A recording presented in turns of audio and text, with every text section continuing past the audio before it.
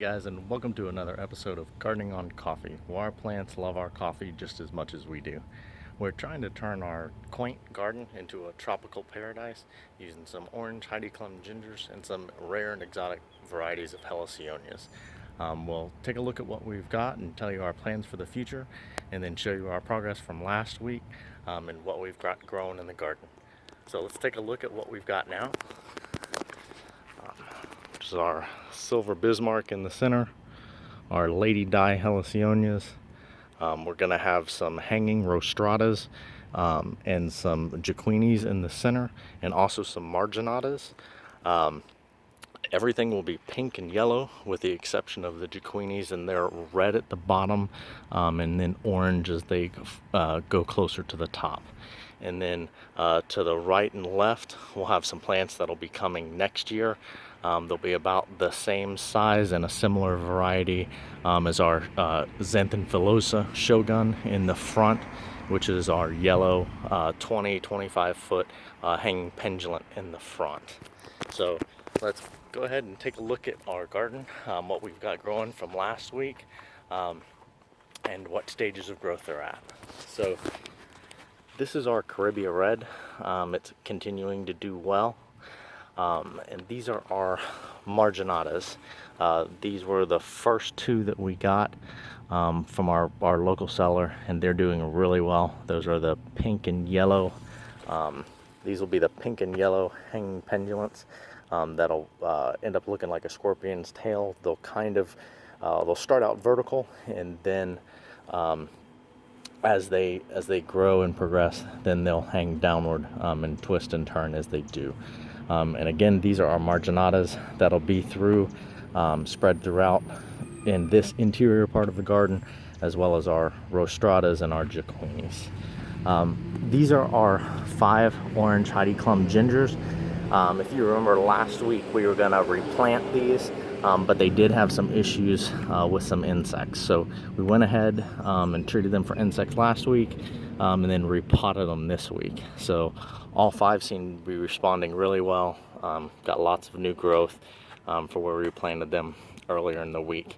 And these are our 5 orange Heidi-Klum gingers, and they're doing very well. The other plants that we had replanted this week are our 4 rostradas, and those are the 10-day hanging flowers, lobster claws, and those are the pink pendulants with the yellow surrounds as well.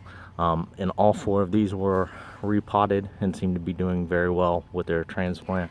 We went ahead, and this guy had 3 growths last week, and we pinched out 1 to try to encourage his growth. So he seems to be doing well with getting 1 more growth pinched out, and seems to be catching up with our other 4 that we have.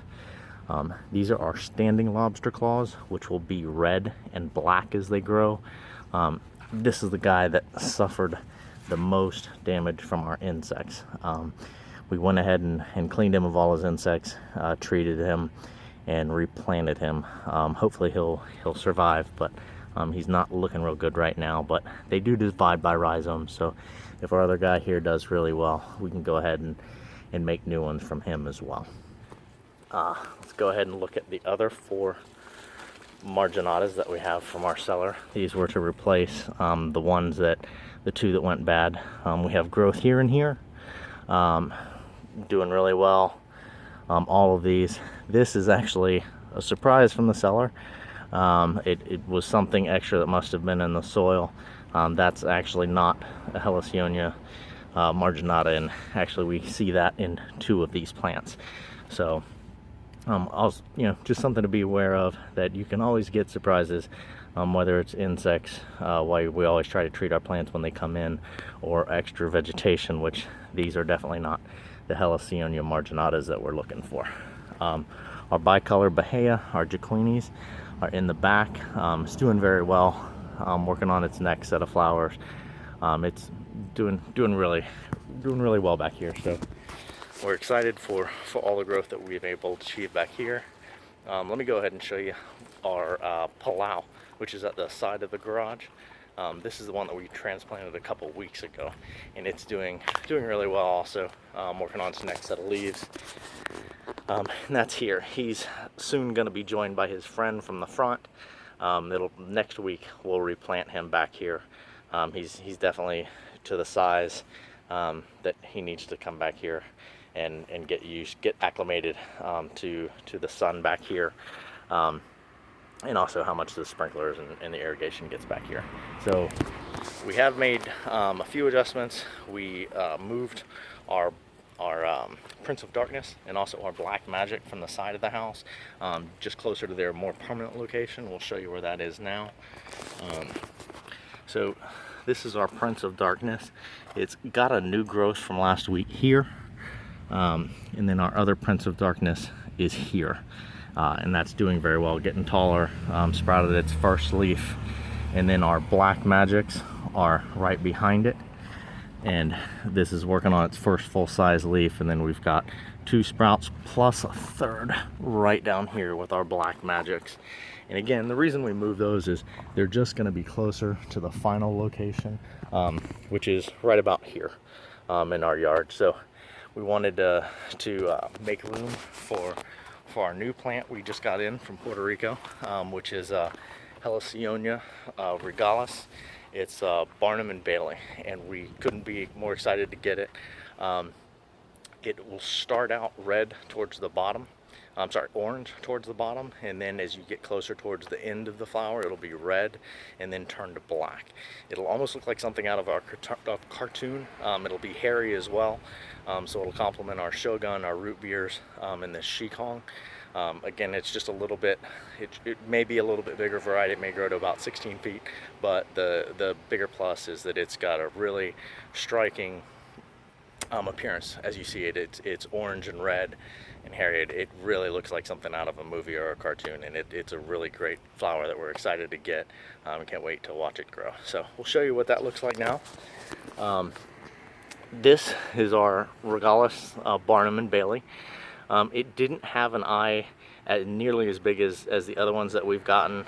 The other ones have normally have already sprouted up from the ground. This eye was just at the very bottom, so we'll be expecting an eye from this guy in a few weeks, probably 3 to 4 weeks.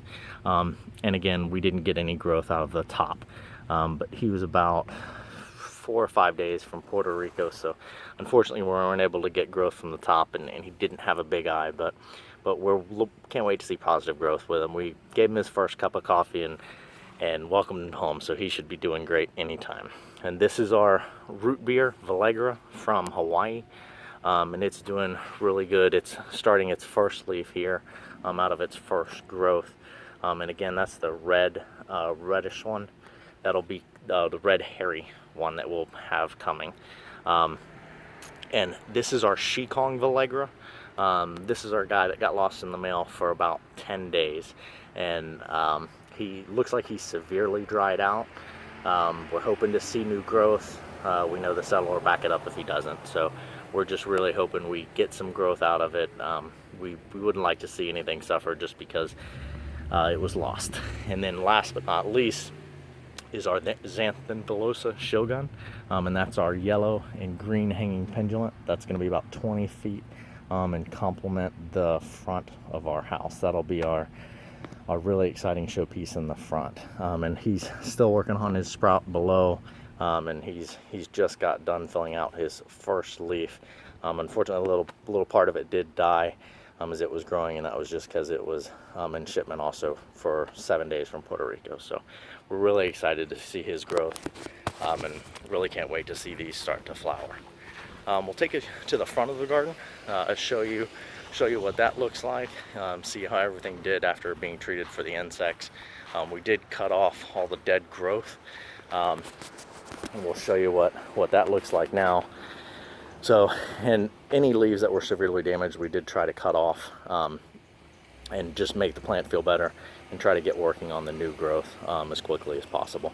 So these again are our tricolor rhizomes from Hawaii. These are the purple, green, and white flowers, and they're doing really well. We were really concerned about this guy because he did seem to get attacked by the insects worse than the others. But as you can see, just in the last 2 days, he started to work on his new growth here, and everything else is working on new leaves and doing very well. And then our tricolor rhizomes, our Kid Pink Lives from Puerto Rico are in the back, doing very well also. Got 2 sets growing, and then also the one in the back. So these are doing really, really well, and we're excited with their growth. These are our 4 granadas, and we went ahead and did the same thing. Cut all any dead leaves, and everything's doing really well. The one thing that we'll let you know is I really haven't come up with whether or not we like the idea of leaving the baggies on all the time, and that's just because as they stay on all the time, they hold moisture. When they hold moisture, the rhizome rots lower than it would if it was off.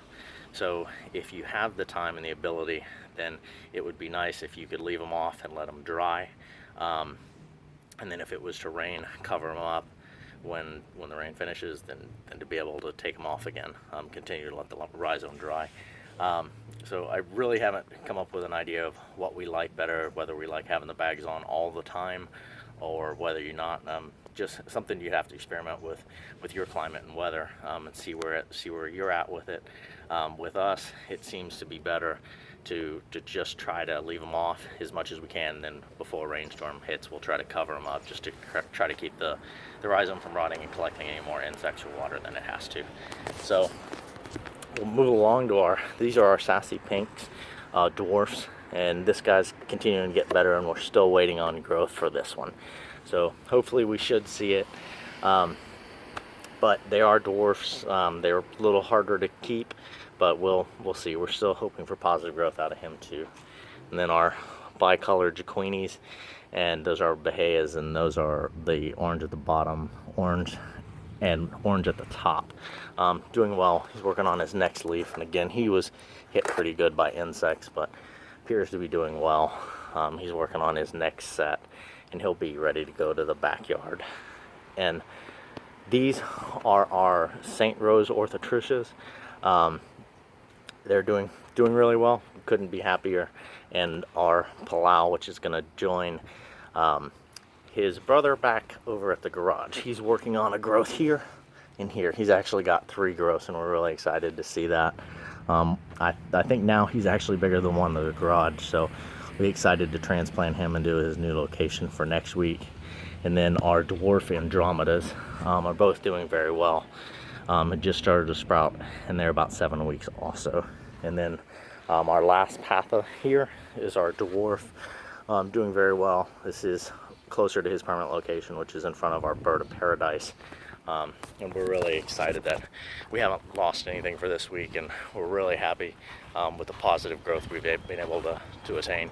And then we'll go ahead and show you our golden pothos, which was our variegated vine we planted by the oak tree in front, and that's here. We've got a little bit of growth with this guy down here, and we're working on one new leaf here, and then this guy's doing well is also, and nothing has died. And we are working on what we've got for next week, which is always got something going on, and more gardening and tips and tricks for us in the future. So next year we'll look forward to getting only 2 more plants for the garden. We're really excited about that. Can't wait to have you back next week. Hope you subscribe, and until then, may your coffee be strong and your cups stay full. Thanks.